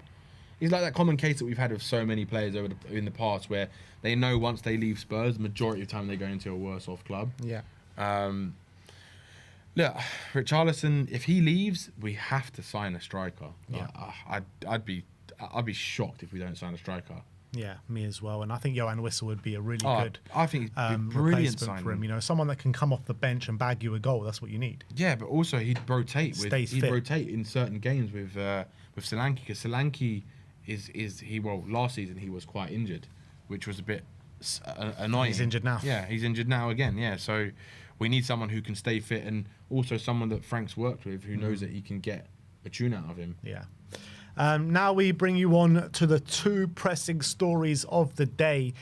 First one, João Palhinha, as things are really starting to heat up on the João Palhinha situation at this moment in time. Florian Plettenberg says that Tottenham have now entered into concrete talks with FC Bayern and João Palhinha's camp. Spurs are currently considering a loan move. FC Bayern are still open to negotiations should a suitable offer arrive. Palhinha is more and more open now to leaving Bayern Munich in order to play regularly.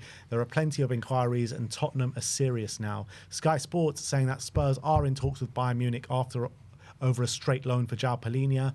Steb Safford-Bloor from The Athletic is saying that Tottenham are in talks with Bayern Munich over a loan move for João Palhinha. Alistair Gold is even saying that Spurs have held talks with Bayern Munich over a loan move for João Palhinha. The Times are reporting that João Palhinha is keen on a move to Tottenham despite interest elsewhere. And Fabrizio Romano says that Tottenham and João Palhinha's camp have been in contact in the last 2 weeks and the player is keen on the move. Palhinha open to Spurs switch to play more regularly and return to Premier League football. Talks will follow with Bayern Munich as Tottenham have initially considered a loan move for the midfield star. So, I mean, I think a loan move just makes complete sense for Spurs. Yep. A player in their 30s, a player that's proven, one of the leading Premier League defensive midfielders when he was in the league. I think this would be a stunning move for Spurs. I think so too. I think anyone who knocks Palhinha to Spurs, I think you don't watch enough football. And I think that it's delusional to think that he doesn't improve our team, especially the first 11 right now with what we've got. I think he makes... I think the amount of times last season we got run through the midfield was a joke. And I think with someone like him, he is going to be that dog that you want in the midfield to basically sweep up everything, distribute the ball out. And Palhinha can score goals as well. People forget that. When he was at Fulham, he did score a few goals. It wasn't just this all-round defensive midfielder. And I think you need a player like that in your squad. And even if it's a rotational basis, he will add so much to our depth. And I think people forget we're going in. Well, maybe they don't forget, but we are going into the Champions League, and you need a higher level of player, and he's exactly that. Yeah. And for 1 year, it's a straight. If it is a straight loan and they do pull it off, for me, it's like it gives Spurs a chance to then decide what they want to do. Is they can actually either sign him if he does really well in the summer of the next year, or they go and get someone younger. So it's a good move for everyone, because if he does play well, then I'm sure he's not going to have he'll have suitors. Put it that way. So it's a win-win for everyone. Yeah, absolutely. I mean, his career has taken a bit of a step back since going Bayern Munich. Yeah. Hasn't got the required game time that his quality suggests, in my opinion. And I think that he'll come back to the Premier League. He can really knuckle down under Thomas Frank. I think that Frank can get the best out of him. I think so too. And it'll let us bide our time and get someone in like an Adam Wharton, like a Baleba, someone of that kind of ilk that is younger and more up and coming next season. Yeah, definitely. I think this one will disappoint Spurs fans even more than Gibbs White if we don't get it, because it's like it's there for the taking kind of thing, right? It's everything is there. All the stories, all the links, all the journalists, they're all saying that he's open to the move. He actually wants the move. Spurs want the move. It's concrete talks. It's a loan. It kind of suits everyone. So it's like if it doesn't happen, I think I'm going to be more disappointed than I was with the Gibbs White disappointment. Yeah, absolutely. And last but not least, this story's kind of just come out of nowhere today about Kolo Randall Muani. Santi Ayuna says that Tottenham want Randall Kolo Muani. Talks are underway. No agreement yet with Juventus, but positive talks at this moment in time. The negotiations between Juventus and PSG have stalled for weeks, and the two clubs are for now far from an agreement. Manchester United and Newcastle both monitoring the situation, and Sasha Tavaleri say that Tottenham want to take advantage and accelerate a deal with PSG for Randall Kolo Muani. I mean, we all remember when we were very close to signing him, and Juventus got him on loan ahead of us at that moment in time. What are your thoughts regarding Muani? Would you like to see him at Spurs? 100%. 100%. I think out of all the strikers we've been linked with, he's the best one by far. And the fact that he went to Juventus, I think he played 16 matches, scored 8 goals and 1 assist in 16, right, in Serie A. And he is a top player. He really is. And I don't think he's not that old. He's 26 years old, so he's at a really good age. Yeah. So, and I don't think he's even hit his prime yet. Like, so for me, this would be the start of the window if we could get Muani in, because I think he takes our front line from like here to like up there, and then we have to wait and see what happens with the left-sided option. But I think he's a no-brainer. If we had him and Solanke as our options, then you've got Johnson and Kudus as the backups as strikers. I'd be more than happy with that. Yeah, regarding Kolo Muani, if he was to come in, does he come in and straight away be our starting number 9? I think so. Ahead of Solanke. I think so. He's better than Solanke. Far better in every aspect. He's better physically. He's faster. He's stronger. I don't know about in the air, but in terms of his all-round game, he's a more intelligent player. I could just imagine him and Kudus they'll linking rip it up together. I think it'd be great. But I think the great thing to have with Muani and Solanke both sharing that kind of number 9 role, exactly different profiles for different games, and 100%. even I think they'll complement each other playing together as well. I think so too. I think they're very different players, and that's what you need if you've got a team full of different players. Well, you want a team. You don't want the same players. Like I think Solanke and Richarlison are very similar type of players, right? I think Solanke's probably technically maybe a little bit better. I don't know, actually. I mean, it depends. It's hard to say. But, yeah, they're both kind of similar mould of players. And I'll ask you this question, Ben. If it was a choice between Wissa and Muani, who would you take? I'm going for Muani. Yeah, every day. For Muani, yeah, every day. Yeah. But look, that is the Tottenham update for today. Some interesting developments happening today with the likes of João Palhinha and Kolo Randall Muani, both coming from really good sources. And let's hope that we can get both these guys over the line. So if we end up this window, right, with Muani, Kudus, João Palhinha, Kota Takai, what would you rate that window? I'd say it also. I'd say based on that, is that with any players going out, Forget the outs. I'm just talking about the incomings. 8.5 out of 10. Yeah, it's very I'd good, say. isn't it? I say Very 8.5 out of 10. Yeah, all at a really good age. Yeah. Maybe all pushing 9 with really good quality about them. So yeah, I think it would be a sensational window. I think it would be the best window we've had in probably under the ENIC. Yeah, could be. To get players of the ilk of Paulinia, Kudus, and Muani, already that's unbelievable business, right? And the only thing that could top that is if you go and get, like, just say, I'm not hypothetical, you go and get like a Robinson from Fulham, and could you imagine if you go and get a Liao, like, as well? I know that's not going to happen, but being greedy here. yeah, I know. But okay, if you go and get another left winger, right? Yeah. I don't know who would be a realistic left winger you would like to see if it's not Liao. Yeah, it's a big question. Like, if we sign Muani, would you be happy going into the season with Tel and Odebear as the left wingers? No, if I'm honest, because I think they're slightly different players, but I think based on what we've seen, I think Odebear offers more at the moment as a winger. But again, if one of them gets injured, then you've got one left winger throughout. That's it. Yeah. And Kudus is far. I wouldn't want to put Kudus on the left. Johnson, no chance. So then who else do we play on the left? That's true. I can't give you a name off the top of my head, Yeah, but this is hard, I isn't do it? think that we probably would need someone if someone was to leave. It would be so classic Spurs, like, Yeah. for Son to leave and not to replace Oh, him. 100%. But, 100%. Look, that is where we're at this moment in time. Tomorrow, maybe later tonight, some more developments will be coming your way regarding transfers. But last segment of the day, Danny, we're going to be looking at this screen here, and we are going to be reacting to the internet and reacting funny things to everything that we've seen. So first and foremost, this is Coutinho Romero, which we just spoke about on the Tottenham update. This is what he said on Instagram. He says, getting ready for what's coming all together this season. That is what we all want to hear at Spurs fans. Don't I we? think it's the best thing. I think that, to me, says it all. It says that he's here to stay, right? And who knows, right? Who knows? There also could be a contract renewal, and maybe with a clause in there or something like that.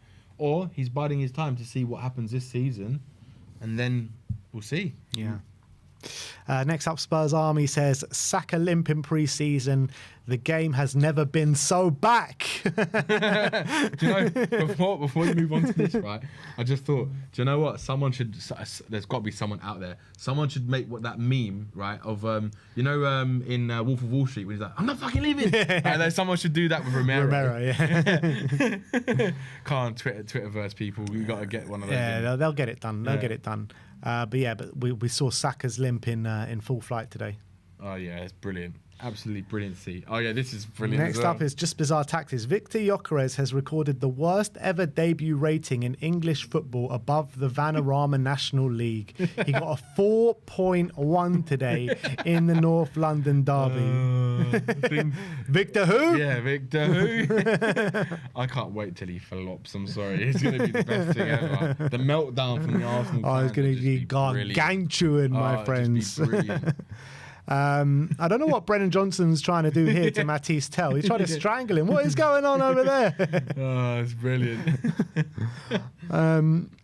Richie and Gabrielle having a bit of banter on Instagram today. So Richie posted up a picture of the Man of the Match award and the trophy that they won today and tagged Gabrielle Magalhaes in it. And Gabrielle just responded with 3 Man of the Match awards, all in the North London derby. This little shithousery going on there from Richarlison and Gabrielle. All things THFC's, Frank has unlocked a beast. Look at these ratings so far in pre-season for Pape Matar Sarr.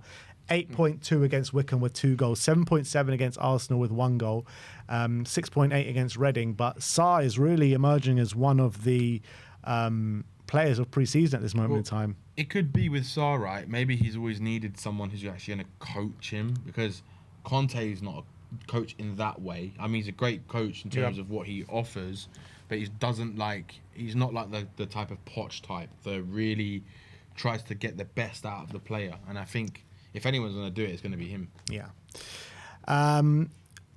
Let's see some Arteta tears, shall we? He came on as soon as they both were off the pitch, and this is in reply to Romero and Mickey van der Ven saying Gyökeres didn't want the smoke. So this is actually Gyökeres coming on as soon as Romero and van der Ven leave the pitch. What do you reckon about that? And they still put in a stinker. That is funny. That's brilliant. I love it. I love it. Things you love to see. This was one. Arteta loves to get bitched by our players. So the first one was the last time we played him in the pre-season. Højbjerg, look at the size difference there. Højbjerg looking down on Arteta and squaring up to him. Wait, was that pre-season? Was that the league game? No, that was a pre-season game when we won 1-0. Oh, was it? Yeah. And then today, Pedro Porro just barging Arteta out of the way, saying, what is he even standing there for? Seriously, what is he standing there for? Porro's trying to take a throw on, and Arteta's just standing in his way. Get out the way. Oh, probably a video will come up with it. Yeah, 100%. This guy is going to be a joke under Frank, and that's Pape Sarr picking up the Man of the Match award today. It's a big up to Pape. Looking forward to seeing what he can do. Next up, this is Spurs Army saying Tottenham Hotspur win a North London derby for the first time in 3 years. Under Ange Postecoglou, we played 4 and lost 4. The last time we won a North London derby was in May 2022 under Antonio Conte, and that was when we won 3-0 and got Champions League ahead of them. Yeah, we were there that day. That was an unbelievable game. Love that picture as well. Richarlison just cupping his ears to the Arsenal fans. Brilliant. Such a shit house. I've seen this story before. So first was Ronaldo and Sir Alex Ferguson, and now it's Thomas Frank and Mohamed Kudus. Honestly, I've said it before. I genuinely believe that Kudus is going to surprise everyone. He's going to go to a level that none of us have seen. I've said this on Savage Stream recently, right? Or one of the people, I can't remember who it was now. I actually believe that they want to try and shape him in the same way, but in a different version of like Sadio Mane, right? Became one of the best wingers on the planet, right? And I think he's got that ability in him to become like that. He's only 24. Unbelievable. Yeah, I agree. He's going to be the star man for Spurs, for sure. Especially after Sonny leaves. Yeah, definitely. But look at this. Look at this, from disgusting. Cuti Romero. He sent Kai Havertz packing back to South London with this. Through the legs, boom. See you later, mate. When you see it in fast motion like this, right, it doesn't even look like he's gone through his legs. Yeah. But when you watch the slow-mo version, you see how beautiful that was. It was such a delicate touch. Unbelievable. Next up is Richarlison cupping his ears to the Arsenal fan after Sarr scored his goal. I love it. I love Richarlison's shithousery, man. That's what, if he is going to leave this summer, that's one thing I'm really going to miss. Yeah, 100%. 100%. Everyone will miss that. Yeah. Because there isn't anyone like it in the squad. Well, that's the good with Richarlison. Let's go and have a look at the bad with Richarlison, because he actually missed from here. Oh, it's terrible. See, when you look at it like that, it is so bad, isn't it? It's so bad. It's so bad. Lily White Rose says, what a fantastic, resilient performance. Every box ticked, loads of rotation of the squad, and a third straight clean sheet in public games, Reading, Luton and Arsenal. All the sweeter knowing the Gooners sat together at the Emirates, and the Shire Gunner and the Cheltenham and someone out in Hong Kong. So yeah, clean sheet against Arsenal and a win. Yep. Brilliant. What's that Arsenal tweet? They said, I was just talking about the... Yeah, they actually held a screening at the Emirates for that today. That's right. Oh, that is funny. For anyone who went, cry more. And why not? Let's look at Pape Sarr's goal one more time. Oh my days. Oh, you just don't get better than that, guys. A goal from the halfway line against Arsenal. It was a brilliant finish. Oh. Inject that into my veins. When you see it from the other angle, you see how straight the shot was. Yeah, no curve on it whatsoever. No. Oh, this is this is the Porro and Arteta incident. There you go. Porro, Arteta's just like, get out the way, get out the way. I would have loved it if Porro squared up to him. What's he doing though? Like, get in your technical area. Stupid Lego man. And yeah, that is it. That is how the internet did react to the game today. Spurs have beaten Arsenal by 1-0. Bragging rights is ours until we face each other in the league. A big up to Danny Kyriakou for being here with us today. And We'll see you all very soon, guys. See you back in the studio tomorrow. We'll break down this performance even more, player ratings and all that jazz. But yeah, big up to everyone. Like, subscribe, and comment. And as always, come on, you Spurs.